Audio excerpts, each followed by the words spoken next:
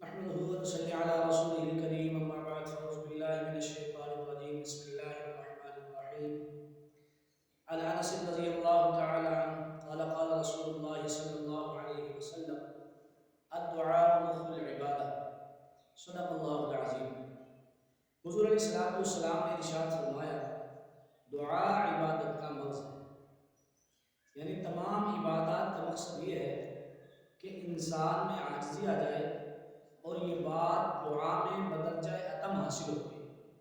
یعنی انسان اگر نماز پڑھتا ہے، بقیہ نماز کے بعد انسان اگر دعا مانگ لے اور اپنے عاجزی اور انکساری کا اظہار اس کے اندر کرے کہ یا اللہ میں تو کمزور ہوں، تیرا بہت بڑا عمل تھا عبادت نماز، میں اس کو صحیح طریقے سے پورا نہ کر سکا، یا قرآن پڑھنے کے بعد یا اس کے علاوہ تہجد پڑھنے کے بعد کوئی بھی نیک عمل کرنے کے بعد اگر آدمی دعا کرے اور اس نیت کے ساتھ کرے کہ اللہ پاک اپنی بارگاہ کے اندر اس کو قبول فرمائے اور اس کے ذریعے جو ہے اللہ رب العزت اس کے اندر جو کمی کوتاہیاں ہیں اس کو پورا فرما کر اپنی بارگاہ کے اندر قبول فرمائے، تو اس لیے دعا جو ہے وہ بڑی اہم جزو ہے عبادت کے بعد، اور تو اس لیے دعاؤں کا اہتمام کرنا یہ بہت زیادہ ضروری ہے.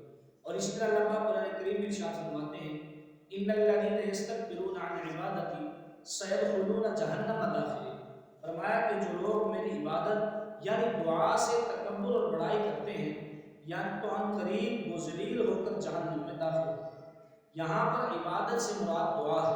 کیا مطلب؟ جو اللہ سے مانگتا نہیں ہے اس کے اندر تکبر ہے، وہ اپنے اس تکبر کو ختم کرنے کے لیے اپنے اندر عاجزی پیدا کرنے کے لیے دعا کا اہتمام ہے. اور اللہ رب العزت کی ذات فرماتے ہیں کہ اے میرے بندے تو مجھ سے مانگ میں تجھے دینے والا ہوں. 100 سال کا کافر اگر ساری زندگی اللہ کی نافرمانی کرتا رہے اور ایک مرتبہ اللہ کا نام لے کر اس سے دعا مانگے کہ یا اللہ تو مجھے معاف کر دے، تو اللہ پاک اسے معاف فرما دے. یہ تو کافر ہے، اور جب مسلمان پکارتا ہے تو اللہ پاک کیوں نہیں سنے؟ ایک بات. دوسری بات یہ ہے کہ یہ تو ہوگی دعا. دعا کے لیے شرائط کیا ہے؟ دعا کے لیے شرائط یہ ہے کہ مال حرام نہ ہو، اور دوسری بات یہ ہے کہ اس کے اندر مال حرام کمانا نہ ہو اس بندے کے کردار کے اندر، اور مال غذا جو ہے مال حرام جو ہے وہ اس کے پیٹ میں نہ گیا. یعنی یہ شرائط ہیں کہ انسان حلال کھائے حلال کمائے تو اس بندے کی دعا اللہ رب العزت کی ذات جل ازل قبول فرما لیتے ہیں.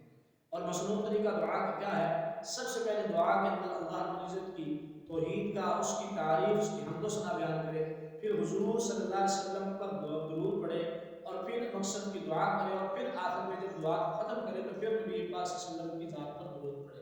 درود ایسی عبادت ہے جو اللہ رب العزت کی بارگاہ کے اندر رد نہیں ہوتی. ہر دعا رد ہو سکتی ہے لیکن درود کے ساتھ کی جانے والی دعا وہ اللہ کی بارگاہ میں رد نہیں ہو سکتی. تو اس طرح اہتمام کے ساتھ دعا کا اہتمام کیا جائے. ایک بات. اس کے علاوہ ہمارے معاشرے کے اندر 2 دعائیں ایسی ہیں جو شریعت سے ثابت نہیں ہیں لیکن لوگ ان کو ضروری سمجھتے ہیں. پہلے نمبر پر ہمارے یہاں اگر کوئی فوتگی ہو جائے تو لوگ تعزیت کے لیے جاتے ہیں. اب تعزیت پر جانے کے لیے وہاں پر جاتے کہتے ہیں کہ جو دعائیں خیر کریں. اب یہ دعائیں خیر کرنا قرآن و سنت سے ثابت نہیں ہے، اس کا قرآن و سنت سے کوئی تعلق نہیں ہے.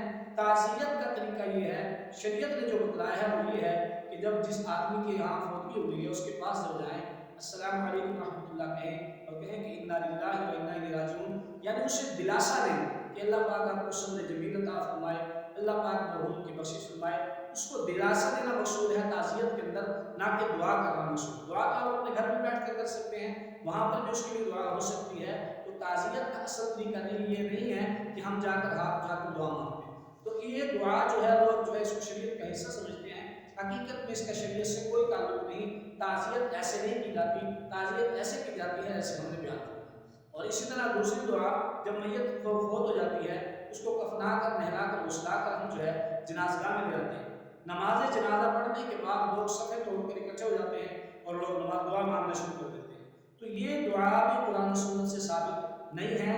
میت کے لیے جو پہلی دعا ہے وہ یہی ہے اذا صلیتم علی المیت فاخلصوا له الدعاء او كما قال علیہ الصلوۃ والسلام. حضور نے فرمایا کہ جب تم میت پر جنازہ پڑھو تو اس کے لیے دعا کو خالص کرو، اس کے لیے خالص دعا کرو. اللہ قاری رحمۃ اللہ علیہ فرماتے ہیں اس دعا سے بعد ہم جو تیسری تکبیر کے بعد دعا پڑھتے ہیں اللہم اغفر لحینا ومیتنا یا اللہم اجعلہ لنا، اس سے یہ دعا مراد ہے. اور جو یہ بعد میں جو دعا کی جاتی ہے اس کا شریعت سے کوئی تعلق نہیں ہے اور لوگ اس کو ضروری سمجھتے ہیں. اور اور نہ مانگنے والے کو گناہگار سمجھتے ہیں، حقیقت میں اس کا شریعت سے کوئی تعلق نہیں ہے۔ یہ دعا جو ہے خود بنائی گئی ہے، روایت، یہ جو ہے رواج تو ہو سکتا ہے، سنت نہیں ہو سکتا۔ سنت یہی ہے کہ جنازے کے اندر جو آپ دعا پڑھ رہے ہیں اصل دعا وہی ہے۔ اگر کوئی آدمی جنازے والی دعا کے بعد پھر دعا یہ مانگتا ہے تو اس کا مطلب یہ ہے کہ اسے رسول پاک صلی اللہ علیہ وسلم کی مسنون دعا پسند نہیں ہے، بلکہ اپنی تراشیدہ دعا جو ہے وہ پسند ہے۔ اگر دعا مانگنی ہے تو پھر کیا ہے، جنازے کے بعد پھر جو ہے وہ قبر پر جا کر اس کے لیے دعا مانگے گا۔ قبر پر دعا مانگنے کا جو ثواب کیا ہے، حضور صلی اللہ علیہ وسلم نے فرمایا کہ جب تم مردے کو دفن کر چکو تو اس کے لیے اتنی لمبی دعا کرو کہ ایک اونٹ کو ذبح کر کے اس کا گوشت بنا کر لوگوں میں تقسیم کر دیا جائے۔ اتنی لمبی دعا کرنا جو ہے وہ مسنون ہے۔ تو لوگ جو ہے اس کو کرتے نہیں ہیں، جنازے کے فوراً بعد دو چار منٹ دعا مانگ کر جو ہے وہ گھروں کو چلے جاتے ہیں، تو اور اس دعا کو جو ہے وہ شریعت کا حصہ بھی سمجھتے ہیں۔ یہ بدعت تو ہو سکتی ہے، سنت نہیں ہو سکتی، یہ گناہ تو ہو سکتا ہے، ثواب نہیں ہو سکتا۔ کیوں؟ کیونکہ جو کام بھی ہم کریں گے اس کے لیے سنت کا ہونا ضروری ہے۔ اگر سنت کی مہر نہیں تو کوئی عمل بھی آپ کرتے رہیں کوئی قابل قبول نہیں۔ چھوٹی سی مثال دے کے بعد ختم کرتے ہیں۔ اگر کوئی آدمی، بعض لوگ کیا دیتے ہیں کہ کیا ہوگا پھر جنازے کے بعد دعا مانگ لی، اگر کوئی آدمی ظہر کی 4 فرض کی رکعتیں ہیں، فرض کی 4 رکعتیں، اگر کوئی 5 پڑھ لے تو گنہگار ہوگا کہ ثواب گنہگار ہوگا، یا اس کی نماز جو ہے وہ قبول ہوگی یا کہ نہیں قبول ہوگی؟ نہیں قبول ہوگی۔ کیوں؟ ہر آدمی یہ کہے گا کہ نہیں بھائی ظہر کی تو ہر بندہ 4 پڑھتا ہے، شریعت سے بھی 4 ثابت ہیں، تو آپ نے 5 کیوں پڑھی ہیں، لہٰذا آپ کی نماز نہیں ہوئی۔ تو اسی طرح یا تو ثواب کا کام تھا، اس نے ایک رکعت زیادہ پڑھی تھی، حمد و ثنا زیادہ کی تھی، تسبیحات اس نے زیادہ پڑھی تھی، لیکن کیا کیا کہ اس نے شریعت کے خلاف عمل کیا، سنت کے خلاف عمل کیا، تو لہٰذا وہ مردود ہو گیا۔ اسی طرح جو ہے نماز جنازہ کے بعد دعا مانگنا جو ہے وہ عمل تو بظاہر صحیح نظر آتا ہے، لیکن شریعت کے خلاف ہونے کی وجہ سے وہ درست نہیں ہے، اس کا کوئی فائدہ نہیں ہے۔ دعا مانگے، جنازے کے اندر مانگے یا قبر پر جا کر تدفین کے بعد مانگے۔ اللہ